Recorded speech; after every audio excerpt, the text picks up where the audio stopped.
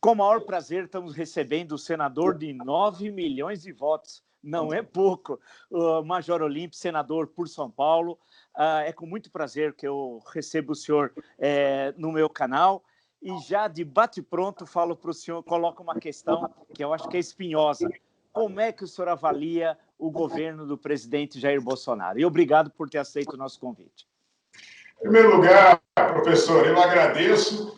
E o senhor que me antecipou em uma semana que eu seria eleito. Eu ouvi uma manifestação do senhor numa rádio, o senhor disse, eu não sou pitonista, mas o Major vai ser eleito. Obrigado. E o senhor está falando do governo Bolsonaro. Eu entendo que hoje a expectativa que eu tinha, ela se frustrou em determinadas áreas, em determinados setores. Eu diria que eu daria uma avaliação de 50% de compromissos que o governo fez, que o Bolsonaro fez, do que está sendo realizado. Realizamos uma reforma da Previdência, um projeto vindo do governo, e ele acabou sendo discutido, amadurecido pelo Congresso e tornou-se uma realidade. Nós temos agora um prenúncio de que possa ter uma reforma tributária. Também se ventila da possibilidade de uma necessária reforma administrativa. Mas em outros setores, eu vejo que ficamos demais a desejar. Por exemplo, no nosso compromisso, que foi um dos pilares que conduziu o Jair Bolsonaro à presidência, e eu, como ele mesmo diz, na carona do nome dele, mas uma das coisas que nos conduziu foi justamente a promessa de um combate intransigente à corrupção. Nós pegamos uma carona da Lava Jato e eu não vejo iniciativas do governo ou demonstrações claras de verdadeiramente estimular o combate à corrupção. Então, eu fico por essa metade hoje, porque algumas coisas estão sendo realizadas, eu vejo boa vontade da equipe econômica, eu vejo muito boa vontade na infraestrutura, a despeito da falta de recursos do ministro Tarcísio.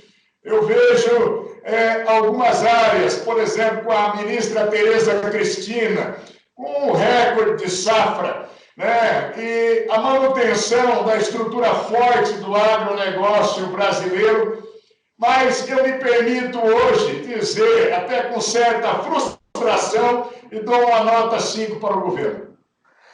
Perguntar para o senhor falou da Lava Jato em certo momento. O Procurador-Geral da República, o senhor Augusto Aras, tem sido muito crítico, ao menos é o que aparece na imprensa e nas declarações do doutor Aras, sobre a Lava Jato e olhando especificamente para Curitiba. Como é que o senhor, como senador lá em Brasília, está acompanhando esses movimentos da Procuradoria-Geral da República, que, segundo alguns, está querendo controlar a Operação Lava Jato, que existe, vale lembrar, desde começou em março de 2014? Eu participei, e até fui o primeiro a questionar respeitosamente, mas com muita firmeza, o doutor Augusto Aras, de uma reunião de senadores do nosso grupo Muda Senado, Muda Brasil, que é um grupo de senadores independentes, e que nós queremos realmente o certo porque é o certo. E diante dessas manifestações, algumas manifestações do próprio doutor Augusto Aras, numa live com advogados, e que nos causaram bastante estranheza, e as interpretações da mídia não foram diversas, em relação à manifestação dele, dizendo que tem que se ajustar os rumos da Lava Jato. E devo dizer ao senhor, professor, no dia 9 de setembro, dá aquele prazo da anualidade de força-tarefa. E a nossa preocupação quando da reunião, e a preocupação de milhões de brasileiros, é que ele resolva acabar com a Operação Lava Jato. Se vai ter um novo nome administrativo, o que nós queremos é que o Ministério Público Federal não diminua a sua força de combate à corrupção. A Operação Lava Jato, com tudo que aconteceu, como o senhor bem disse, de março de 14, com 70 fases da operação, é a maior operação de combate à corrupção no mundo.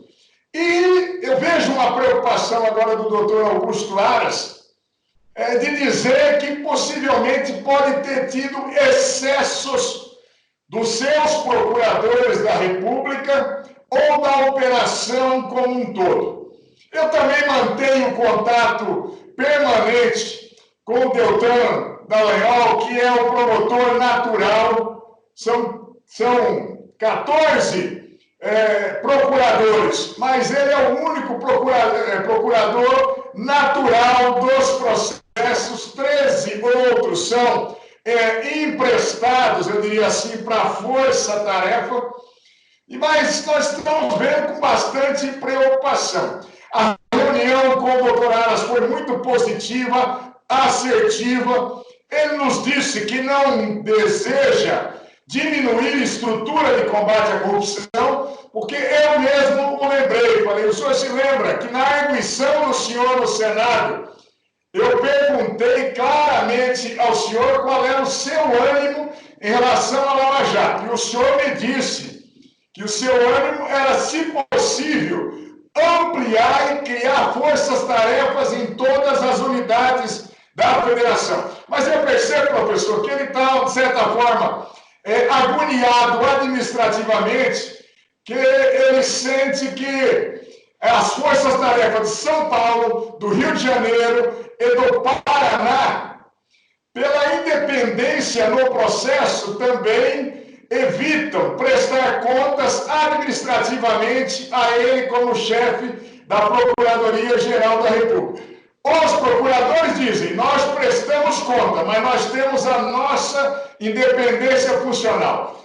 Nossa preocupação, meu medo, é a extinção da força-tarefa, porque há interesses do governo federal, do executivo, há interesses do Congresso Nacional, há interesses na OAB por conta de grandes advogados que têm muita força e querem anular processos, anular condenações, e eu creio que o Brasil não deva retroceder promovendo um desmonte da Lava Jato. O senhor, ao falar de Lava Jato, senador, a gente lembra da figura do então juiz Sérgio Moro. É quase que, em certo momento da história da Lava Jato, sinônimo Sérgio Moro de Lava Jato. Apesar que ele tem uma história no campo do direito anterior à da Lava Jato, em outras operações, mas ele ficou 22 anos como juiz e a Lava Jato foi a partir de 2014, ele ficou 4 anos na Lava Jato. Mas a marca da figura de Moro é muito grande. Ele foi ministro da Justiça do governo Bolsonaro até o dia 24 de abril. Como é que o senhor avaliou a figura do Sérgio Moro como ministro da Justiça, o doutor Sérgio Moro, e a saída do então ministro Sérgio Moro? Como é a avaliação que o senhor fez como senador? Olha, não só por ser ligado à área da segurança pública e um curioso do direito, eu estive muito próximo do ministro Sérgio Moro em todo o seu tempo de ministro. E eu conheci um sujeito idealista, dedicado, 100% leal ao governo e ao próprio presidente da República. E a saída dele, a única coisa que eu até já disse a ele, que eu faria diferente, ele entregou a carta de demissão depois que fez uma coletiva ampla, aonde ele já disse por que iria sair. A única coisa que eu acho que não ficou bem, ele deveria ter apresentado e dito ao presidente: eu estou saindo, e depois dizer à opinião pública e ao povo brasileiro por que estaria saindo. Mas, em nenhum momento, eu admito uma pecha que puseram no Sérgio Moro como um traidor do Brasil ou um traidor do presidente. Em todos os momentos ele foi leal. Eu sou mais do que testemunha do ânimo do presidente de interferir e fazer modificações na Polícia Federal no Rio de Janeiro, que o próprio presidente me disse isso em determinada ocasião. Ele me disse: o Sérgio Moro tem cintura de aço. Ele não quer atender nada. Então, o Sérgio Moro tentou preservar a estrutura da Polícia Federal. Chegou um momento, o próprio presidente já tinha dito com todas as letras, na reunião em que acabou sendo dado conhecimento público, do ânimo dele de fazer mudanças, sim, na segurança do Rio de Janeiro, que a versão de tentar dizer, ou até alguns ministros, e para nossa infelicidade, até ministros militares, né, tentando usar de argumentos linguísticos para dizer que o presidente estava falando sobre segurança pessoal dele e de família, mas na verdade estava falando sim da Polícia Federal. Então, eu vejo hoje esse processo de satanização do Sérgio Moro, exatamente porque se o Sérgio Moro ele não tem esse ânimo até então, mas se ele resolver ir para a área política, ele é um adversário duríssimo, tanto para o Jair Bolsonaro quanto para o PT. E o PT e o Bolsonaro já tinham se escolhido como adversários para 22. Todos eles fizeram esses cálculos. Olha, eu tenho entre 20% e 30% de intenção de votos, então eu me coloco para o segundo turno, e o PT pensou da mesma forma. Se não for com o Lula, a gente colocar um poste lá, o poste vai ter isso e nós vamos nos enfrentar no segundo turno. Quando surge o fator Moro, mesmo desgastado por essa saraivada de crimes praticados contra ele e familiares na internet, ele é um homem que tem esse lastro que o senhor falou da história de vida dele.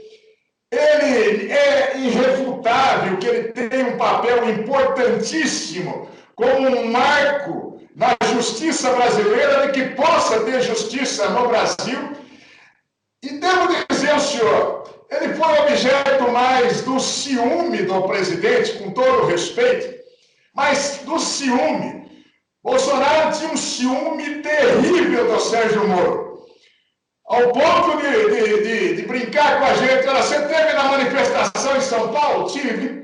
Por que puseram o boneco do Sérgio Moro? Porque as pessoas põem espontaneamente, vai lá, as pessoas vão, a tiazinha do Zap vai, escreve na cartolina: sou Moro, sou Lava Jato. É espontâneo, ele não faz nenhuma força para isso. Ele não se posiciona jamais como político. E esse ciúme, né, e esse perfil do presidente de sempre ter um inimigo da vez, ele começou a centrar fogo em cima do Sérgio Moro. Então, aquela carta branca que foi dada de verdade para o Sérgio Moro para gerir segurança e justiça foi sendo tirada aos poucos. E chegou a um ponto que ia tirar realmente o diretor-geral da Polícia Federal. O presidente avisou para o Moro e ele disse: se é assim, eu não posso ficar mais. Ele quis preservar a Polícia Federal. Não foi um traidor, ele foi leal até o último instante. Senador, está correndo agora, nesses dias, a possibilidade de ser criada uma CPI no Congresso Nacional, eu acho que seria uma CPI mista, contra a Lava Jato, para apurar, supostamente, eu vou usar a expressão, os crimes da Lava Jato, isso entre aspas. Como é que o senhor lá em Brasília, no Senado, acompanhando, conversando com seus colegas ou com os congressistas da Câmara dos Deputados, avalia essa possibilidade de ser criada uma CPI contra a Lava Jato. E por quê? Professor, parafraseando o senhor, que eu acompanho de verdade, porque sou fã do seu trabalho, daqui a 50 anos, como historiadores como o senhor, vão ter dificuldade de entender e ensinar esse momento da história do país.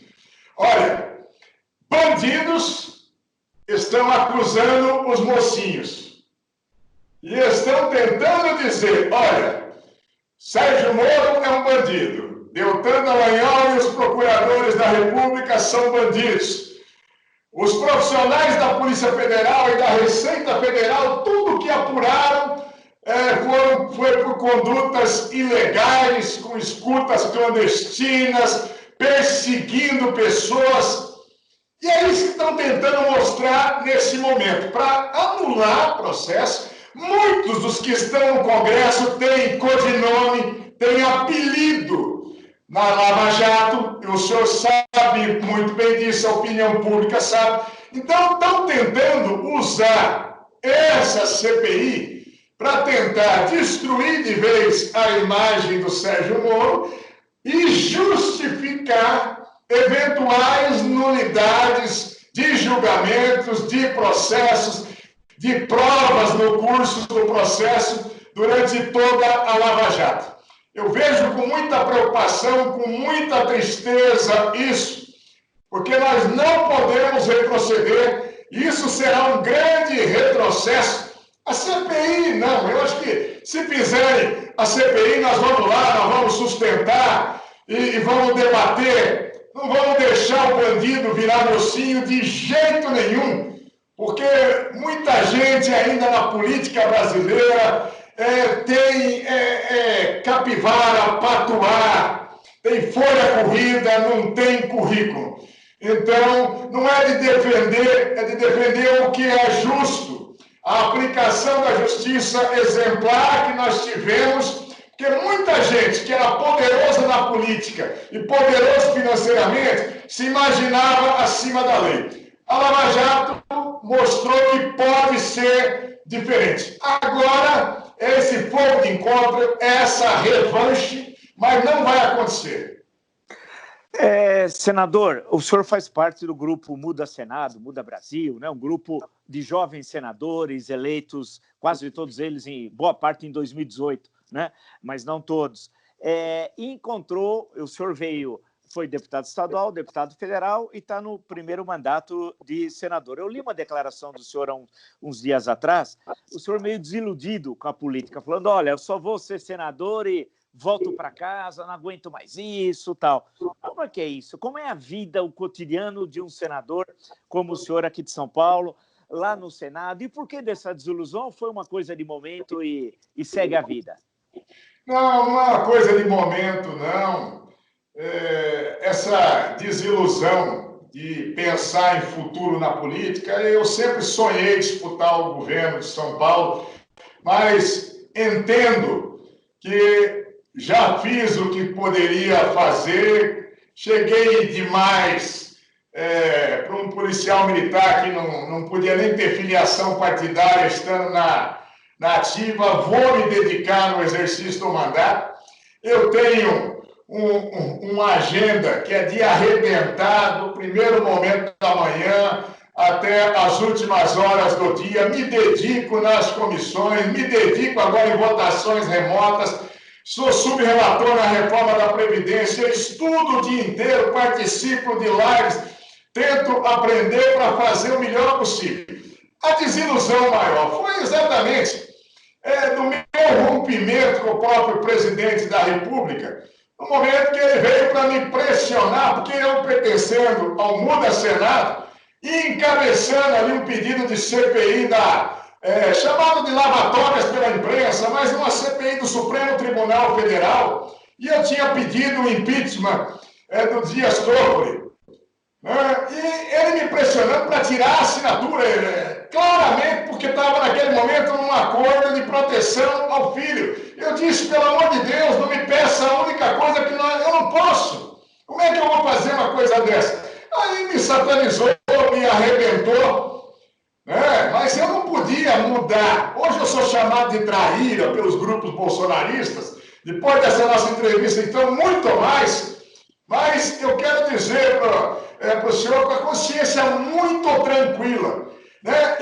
Eu senti demais perder o amigo, mas não perdendo a coerência, posso perder os eleitores, me desiludir com isso, mas eu vou exercer com muito mais tranquilidade e plenitude o exercício do mandato como senador. Me desiludi, professor. Eu fui disputar a presidência do Senado.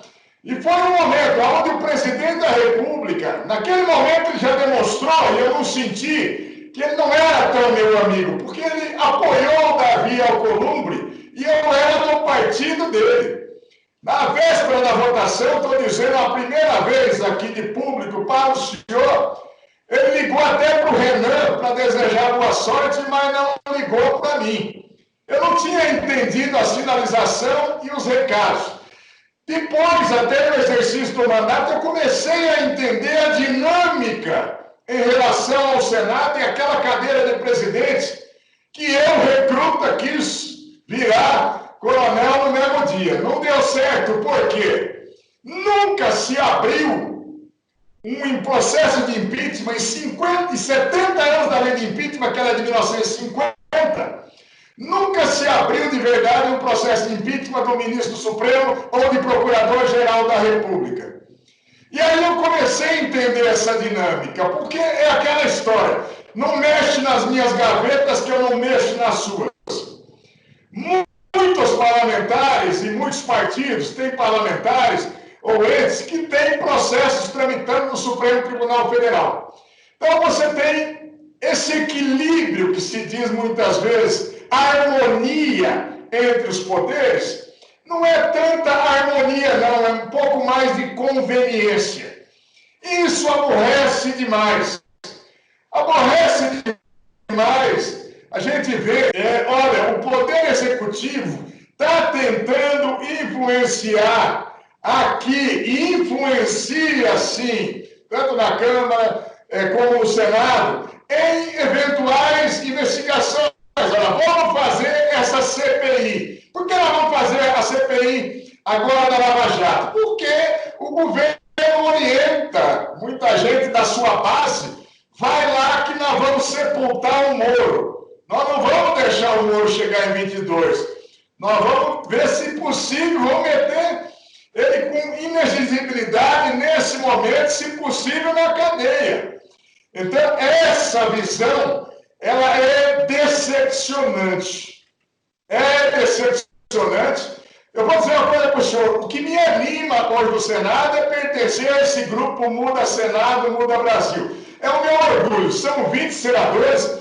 Tem senadores maduros lá, como Álvaro Dias, já é veterano, Lazier Martins, que é jornalista como o senhor também, é veterano, mas que tem o espírito jovem e querem falar, e querem dizer, a lei é para todo mundo.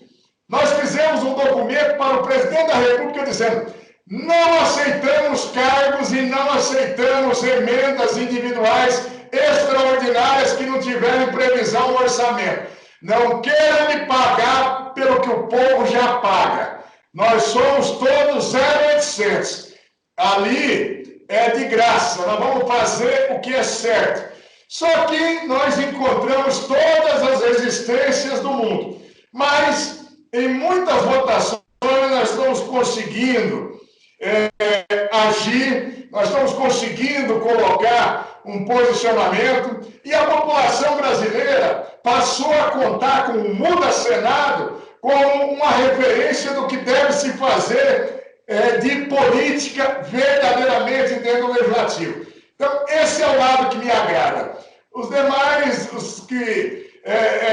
setores dentro da política, me desiludiram realmente. Eu não posso deixar, como o senhor disse, fiz mais de 9 milhões de votos, eu tenho obrigação com toda a população do estado de São Paulo, com quase 47 milhões de habitantes agora. E eu não abro mão de cumprir a minha responsabilidade em relação a isso. Senador, o presidente do Senado, Davi Alcolumbre, está buscando a reeleição, né? É questionável juridicamente, eu também tem hora que eu me aventuro no mundo do direito, mas eu sou um historiador, me parece que isso vai ser difícil ele conseguir, apesar que no Brasil é possível acontecer qualquer coisa. O grupo Muda Brasil, Muda Senado, do qual o senhor faz parte, tem alguma posição sobre a questão da eleição para o Senado? É favorável à reeleição? Como é que se posiciona, tendo como centro a eleição, que é agora em fevereiro, começo de fevereiro do próximo ano? Olha, o Muda Senado, como um grupo, nós somos frontalmente contra essa recondução. Primeiro, que não tem amparo na legislação. Está se buscando uma interpretação, nosso tendo em vista, buscando um parâmetro que foi utilizado em 1996, numa recondução de presidente do Senado, mas que não encontra respaldo. Não dá para respaldar, porque a lei é clara, a Constituição é cristalina, mas, como dentro da política tudo é possível, hoje há um movimento, sim, do Davi, há um movimento discreto do Maia como presidente da Câmara, buscando também a recondução. Para fazer mudança na Constituição, eles precisam aprovar uma emenda constitucional, né, e conseguir 308 votos na Câmara e conseguir 49 no Senado. Até o Davi conseguir esse número de votos no Senado. Na Câmara, eu estou duvidando que possa ter essa alteração, porque na Câmara já há uma luta dentro do próprio grupo do Maia pela sucessão dele. Nós, do Muda Senado, o que depender de mim, nós vamos ter um candidato, não pode dizer do Muda Senado, senão nós vamos ter 20 votos só e não vamos conseguir avançar. A única pré-candidatura colocada até agora dentro do Muda Senado é do senador Jorge Caju de Goiás. Então ele se apresentou, eu acredito que seja precoce fulanizar candidaturas nesse momento. O próprio presidente Alcolumbre, ele tem ficado sem se manifestar, ele articula politicamente, claro que está dentro de uma casa política e ele é presidente do Congresso, mas ninguém põe a cabeça para fora. Agora, professor, pela democracia, pelo cumprimento da Constituição, pela oxigenação dos poderes mais do que necessário, é fundamental que nós tenhamos uma renovação. Senador, aqui no estado de São Paulo, o senhor é um adversário do governador João Dória e tem demonstrado isso sucessivamente. Por que o senhor é adversário do governador João Dória? Quais são os pontos que o senhor discorda do governo? Dória, na sua campanha, ele se colocou e disse: eu vou apoiar a segurança pública e o sistema prisional do estado de São Paulo, vou fazer a correção de salários que estão entre os piores salários do Brasil, e quando eu deixar o governo, a Polícia de São Paulo vai ser a segunda melhor paga do país, só perdendo para Brasília, que tem recursos da União. Isso não passou de retórica. Nós já tivemos uns embates durante o próprio segundo turno das eleições, em que ele, como alguém que atacava com toda a força o Jair Bolsonaro, vislumbrou uma oportunidade, criou o Bolsodória. Foi a primeira briga minha com o Jair Bolsonaro. O Bolsonaro falou: não, o Dória é parceiro. Você que está vendo fantasma, vai apoiar um comunista aí que é o Márcio França? comunista, socialista. Ele disse, pelo amor de Deus, veja bem que você está apoiando um ilusionista. Você não vai ter um voto a mais por esse Bolsonaro. Ele não deu outra. Ele também saiu de pau para cima do presidente. Mas a minha cobrança maior é justamente sobre palavra empenhada, compromisso, complementamento de quadros da segurança, estruturação material. Não é discurso, professor. Ele acaba vendendo geladeira sem motor e quer que o povo acredite que vai gelar. Eu não acredito, e eu tenho uma obrigação. Por conveniência também, o melhor dos mundos para qualquer senador é ser amigo de quem esteja no governo, seja no governo federal ou no governo do estado. É aquela conveniência, é as indicações de cargo, é o melhor mundo, as melhores festas. Talvez eu que tenho o comportamento distorcido na política, porque procuro sempre o caminho mais difícil. Mas eu vou denunciando sim. Agora, mais recentemente, eu cheguei a pedir em 3 ocasiões já o impeachment do governador por mau uso de policiais para a proteção de patrimônio pessoal no entorno da casa dele, que ficam 14 policiais por dia. Em Campo do Jordão você tem 3 viaturas que operam, uma em uma motocicleta precisam ficar na frente da casa dele lá. Ele mandou desmanchar um helicóptero da Polícia Militar para transformar num helicóptero executivo, que é o Águia 32, porque é um helicóptero Sikorsky de grande porte que foi comprado num convênio com o Banco Mundial em 2015. Quando eu, o Coronel Tadeu, deputado federal, que é piloto de helicóptero, descobrimos e denunciamos, ele mandou remontar de novo. Mas isso teve um gasto de quase R$1 milhão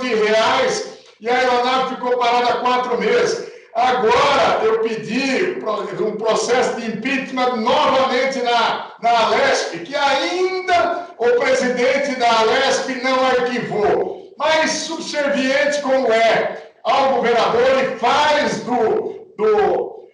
da Assembleia Legislativa um mero puxadinho do Palácio dos Bandeirantes, ele deverá arquivar. E pelas compras que foram feitas de respiradores da China, da Turquia, de roupões, para o senhor ter uma ideia, a Faculdade de Medicina de Ribeirão Preto, que é estrutura pública do Estado, comprou roupões a R$ 2,37 em março. Em junho, o João Dória comprou a R$ 15,60. Dá 5,96 vezes mais caro por roupão. Ele comprou 2 milhões de roupão. A compra dos retalhos foi 183 vezes o maior preço praticado do mesmo respirador no Brasil. E mais, os chineses não entregaram os 3 mil. O governo de São Paulo, sem ter contrato, sem ter garantia, pagou de uma forma só 44 milhões de reais, 44 milhões de dólares, 242 milhões de reais adiantado. Então, verbas do Covid-19, agora, compras que estão sendo feitas também pelo Instituto Butantan. Então, não é que eu persigo o governador, eu tenho a obrigação de fiscalizá-lo, porque os recursos do povo de São Paulo não são dele. Os recursos da União que vêm para o Covid-19 não pertencem ao Jair Bolsonaro, nem pertencem a ele, pertence à população brasileira e tem que zelar pelos recursos públicos. Não sei o que a Assembleia vai fazer, possivelmente arquivar, mas o Tribunal de Contas também com representação minha, o Ministério Público de Contas, a Procuradoria-Geral da Justiça, a Procuradoria-Geral da República, Orçamento Federal, o Tribunal de Contas, abriram os procedimentos e vão chegar à verdade. Perfeito. Eu só avisando a quem nos acompanha, ficou um pouco fragmentado, mas deu para ouvir toda a argumentação do senhor, mesmo em outras questões, que o senhor apresentou um conjunto de denúncias que envolve, dentro da leitura do senhor, prováveis desvios de recursos públicos, e o senhor encaminhou tudo isso à Alesp, né, e também ao Tribunal de Contas e ao Ministério Público de Contas para que avalie tudo isso e dê um andamento legal cabível, né? É isso que o senhor está expondo e apresentando exemplos que passam aí respiradores e etc., uma série de equipamentos que teria, segundo o senhor, ocorrido, portanto, o mau uso dos recursos públicos. É isso, né, senador? É isso mesmo, é isso mesmo. Senador, qual é a posição do PSL na eleição do principal prefeitura, do principal colégio eleitoral do Brasil, que é São Paulo? O senhor foi um senador mais votado aqui no estado, 9 milhões de votos, seria, a princípio, o candidato natural, dentro do que se lê na política tradicional. Faço a seguinte pergunta para o senhor. O senhor é candidato a prefeito de São Paulo? Se não é, qual é a posição do PSL e se o PSL já tem um candidato a prefeito de São Paulo? Eu não sou candidato, tenho a minha missão lá no Senado, já está pré-ajustado, porque nós vamos ter a convenção que deve oficializar como candidata do PSL em São Paulo, a jornalista e deputada Joyce Hasselmann. Ela deve ser a candidata, e o PSL, como partido, está lançando candidatos na maioria das capitais brasileiras, porque é um desejo de crescimento do partido agora na sua base. Já que nós estamos falando do partido, uma questão, senador. Foi criado, está sendo criado, o Aliança pelo Brasil, né? Porém, não foi até o momento, de acordo com o que fala a imprensa, as notícias, até dos elementos do novo partido, eles só conseguiram obter 3% das assinaturas necessárias para construir o Aliança pelo Brasil. O senhor, caso seja construído a Aliança pelo Brasil, o senhor permanece no PSL e se mantém como uma das principais lideranças do PSL nacional e estadual? Olha, para o Aliança, jamais, né? Vice-presidente nacional do Aliança é o Flávio Bolsonaro, com quem eu tive a ruptura junto com o pai dele. Então, cobra e jacaré não vão nadar na mesma lagoa. Então, eu digo para o senhor, e esse Aliança já nasceu morto. É muito like, é muita curtida, mas o braço é curto. O senhor arredondou os 3%, porque dá 2,8% ali após quase 9 meses. E não vai, professor. O Bolsonaro foi um dos grandes erros dele. Eu até disse na época, ele cobrava porque ele morava sozinho e fugiu de casa. Ele era disparadamente a nossa única grande liderança e o partido fazia tudo que ele pudesse imaginar. Agora, advogados, junto com os filhos deles, gananciosos, querendo se apropriar do partido e de fundo partidário, está mais do que claro, puseram na cabeça dele que o partido não tinha transparência, que o partido não fazia prestações de contas adequadas, e ele começou e saiu batendo no partido e arrebentando e imaginando que faria um partido. Olha, só eu fazer uma live aí, isso vai ter 492 mil assinaturas na hora. E a realidade é muito diversa. Então, esse partido, ele já não vai sair. Muita gente sonhou disputar uma eleição municipal com o Bolsonaro, com a Aliança, agora enquanto ele tem essa força, ou esse handicap político ainda decorrente da eleição de 18. Não vai ter agora já, porque não cumpriu os prazos e as assinaturas, e eu não acredito na velocidade que vai, levaria 28 anos para estar pronto o partido. E a nova legislação diz que agora, se em 24 meses o senhor não apresentar o número necessário de assinaturas, é simplesmente arquivado. Então, eu não acredito que terá esse partido. O presidente deverá procurar alguma sigla para sair candidato, se for candidato à reeleição. E deve ser o PTB, o senhor acha? Eu não posso dizer isso, né? Os filhos se filiaram no PRB. Eu vejo hoje o presidente nacional do PTB, o Roberto Jefferson, se transformar num grande escudo para o presidente e para o governo, mas eu acho que está muito longe isso, e eu não creio que politicamente ele vá se vincular agora, ou mesmo em 21, a qualquer partido político. Acredito que, se for no estilo Bolsonaro de ser, ele vai resolver de última hora uma legenda para disputar a eleição de 22. Uma última questão, senador. O senhor, em certo momento da nossa conversa, o senhor falou sobre essa questão de emendas parlamentares, né? Muitas vezes quem nos acompanha não sabe direito o que são essas emendas, mas, infelizmente, durante um certo período, as emendas eram uma troca do executivo com o deputado ou com o senador, e da base eleitoral do deputado ou do senador. E muitas vezes, né, ocorria que esse deputado ou senador tinha interesses no município X e naquela obra pública que envolvia uma empreiteira. São coisas muito desagradáveis que ocorrem no Brasil inteiro, né? Então, muitos são contra, inclusive, essa própria questão das emendas. Aqui na Assembleia Legislativa, eu me lembro de São Paulo, uma certa época, saiu alguns escândalos, que esse pessoal das empreiteiras pressionava deputado para liberar emenda para uma cidade no interior, tal.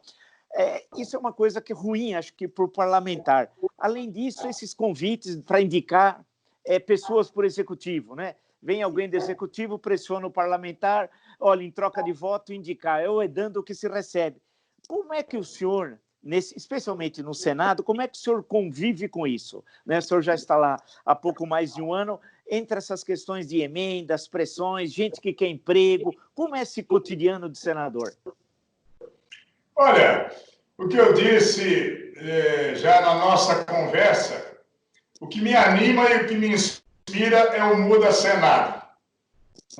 Então, agora recentemente, semana passada, num debate na Globo News, eu acabei fazendo uma afirmação sobre o oferecimento de 30 milhões de reais para a emenda de saúde do Covid, que foi feito a mim e para os deputados, os senadores ali, possivelmente 10 milhões para os deputados. Mas senadores, vários já disseram até que fizeram as indicações. Num pleno, toma lá do governo. O da cá vai cobrar depois, não cobrou agora. Mas o que eu disse, e eu estava num debate na Globo News, falando, olha, mas essa afirmação que o senhor está fazendo é muito grave. Eu falei, na hora que terminar o programa, eu mando para vocês a planilha. Porque foi dito, professor, basta colocar aqui na planilha, aonde você quer que vá o dinheiro, senador, em 30 dias vai estar na conta da entidade ou da prefeitura, ou da Santa Casa, e foi batata.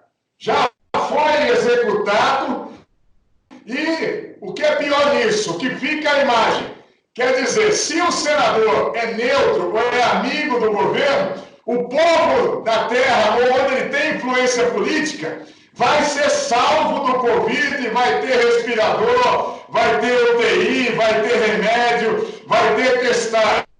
Se não, vai ter um critério absurdo, que é o critério político para distribuição de verba do Covid. O senhor falou do passado de obras, mas não, isso aí é verba emergencial e sem licitação, professor. O senhor imagine, num ano eleitoral, sem licitação, o senhor tem município que recebeu 3 milhões de reais e não teve nenhum caso de Covid.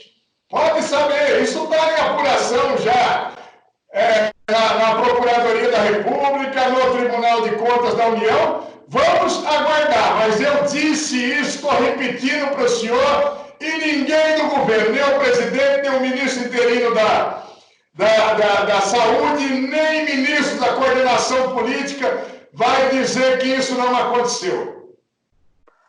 Senador, eu agradeço aí a gentileza do senhor. O senhor responde todas as perguntas, não tira o pé na dividida, né? Como a gente diz no futebol, mas faz a dividida correta, sem ir com o pé alto. Eu agradeço muito a gentileza, o senhor ter respondido a todas as questões, e uma outra oportunidade nós voltaremos a conversar. Mas muito obrigado mesmo. E parabéns para o senhor aí pelos mais de 510 mil pessoas no canal. E cada vez mais. Obrigado, professor. Valeu. Obrigado, então, senador. Até a próxima.